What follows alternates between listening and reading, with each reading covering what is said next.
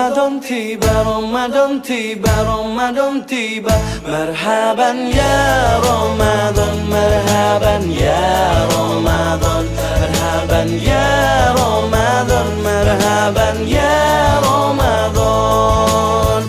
Ramadan tiba, Ramadan tiba, Ramadan tiba.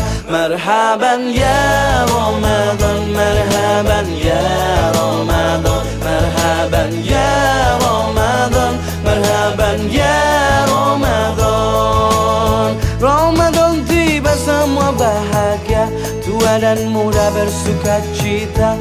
Bulan ampunan, bulan yang berkah, bulan terbebas api neraka. Andaikan saja Ramadan semua, bulan yang tiba, bulan yang ada, karena besarnya setiap. Assalamualaikum warahmatullahi taala wabarakatuh. Alhamdulillahirabbil alamin. Wassalatu wassalamu ala rasul amin wa ala alihi washabbihi ajma'in. Rabbi shrah li sadri wa yassir li amri wahlul 'uqdatam min lisani yafqahu qawli, amma ba'd. Alhamdulillah, pada hari ini kita berada pada pertengahan Ramadan. Semoga hari-hari yang berlalu dapat kita melakukan ataupun menunaikan amalan Ramadan itu dengan lebih baik. Semoga Ramadan kita ini mendapat ganjaran pada Allah Subhanahu wa taala. Di sini ada beberapa soalan yang telah dikemukakan oleh penonton kepada Kias Channel. Antaranya soalan yang pertama iaitu, apakah maksud hadis Nabi sallallahu alaihi wasallam berkenaan pintu syurga dibuka, pintu neraka ditutup dan syaitan ditambak? Pertanyaan ini berkaitan dengan satu hadis yang telah diriwayatkan oleh Abu Hurairah radhiyallahu anhu, yang mana Rasulullah SAW bersabda, "Iza ja'a Ramadan futihat abwabul jannah wa ghulliqat abwabun nar wa sufidatis syayatin."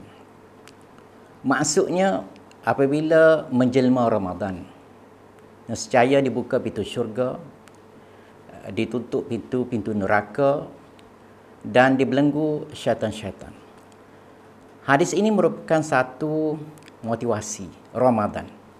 Satu motivasi Ramadan yang mana Rasulullah SAW memberi kabar gembira kepada umatnya bahawa apabila tiba Ramadan, syurga, pintu-pintu syurga dibuka, pintu-pintu neraka ditutup dan para syaitan ditambak ataupun diikat.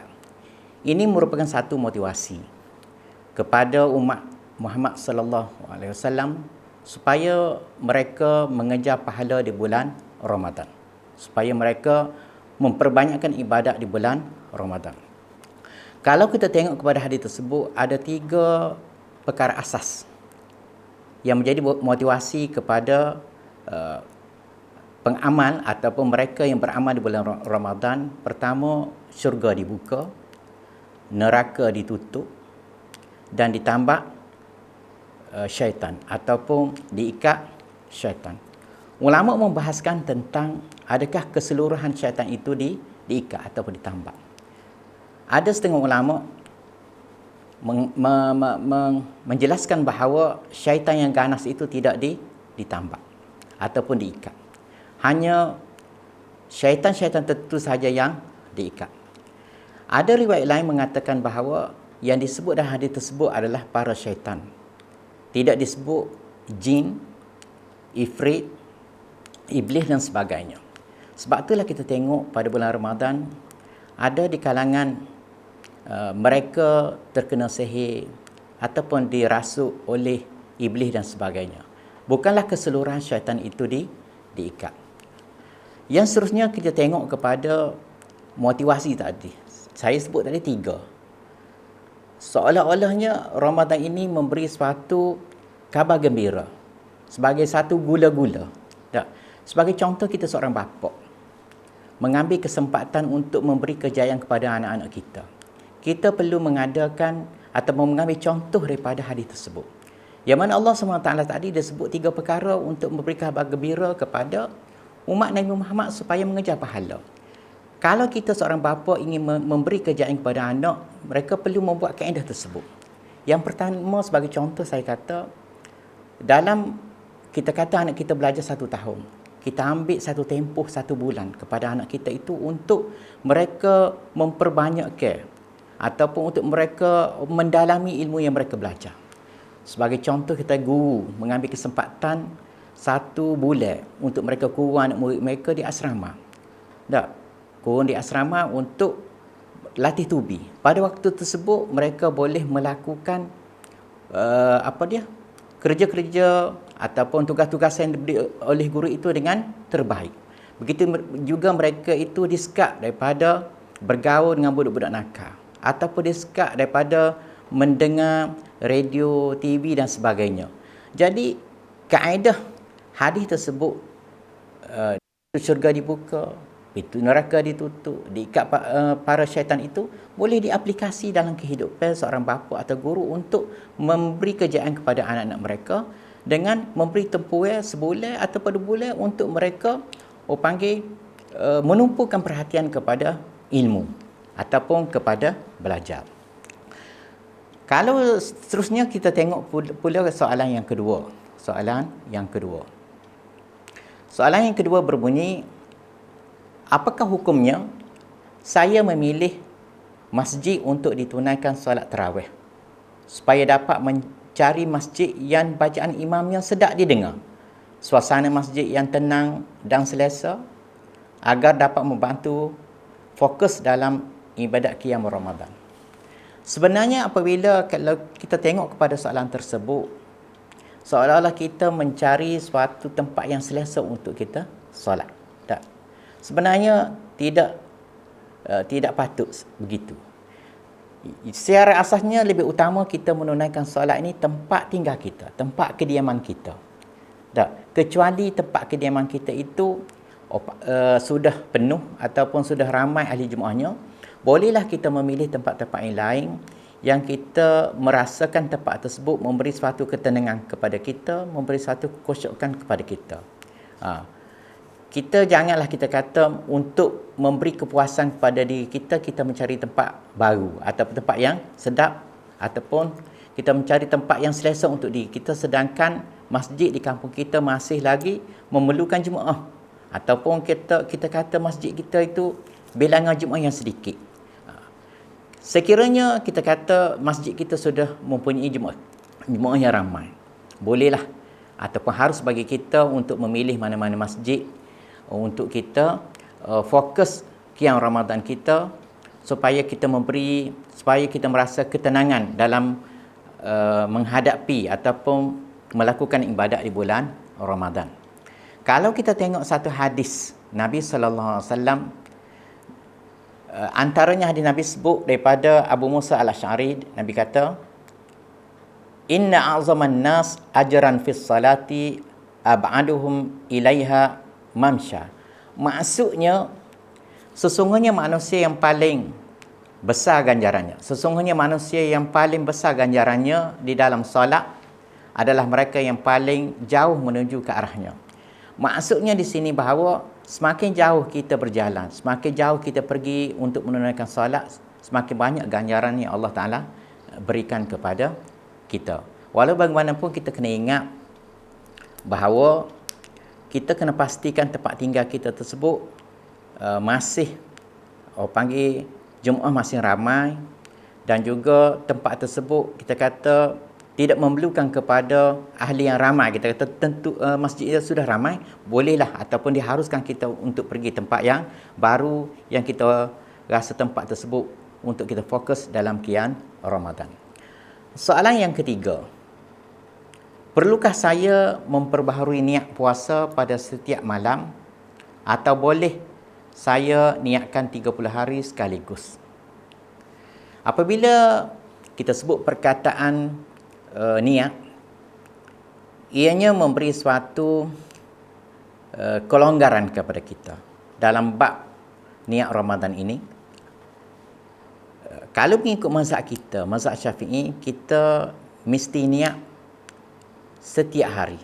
Perlu memperbaharui niat setiap hari. Bagi mazhab Syafi'i, dia tengok, dia kias kepada kedudukan puasa ini akan berakhir apabila masuknya waktu maghrib. Maksudnya semenjak daripada subuh sehingga waktu maghrib. Hari yang kedua dianggap sebagai hari yang baru. Perlu kepada niat yang baru. Walau bagaimanapun, antara mazhab yang memberi kebenaran kita niat 30 hari ataupun sepanjang sebulan Ramadan itu adalah mazhab Maliki. Asasnya adalah kerana untuk memberi suatu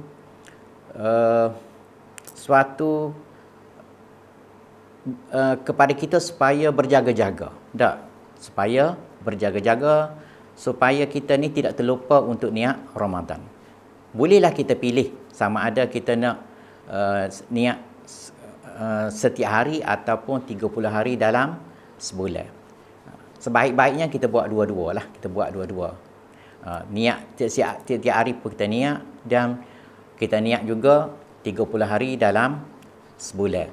Sebagaimana kita mengikut mazhab Maliki. Yang seterusnya, soalan yang keempat.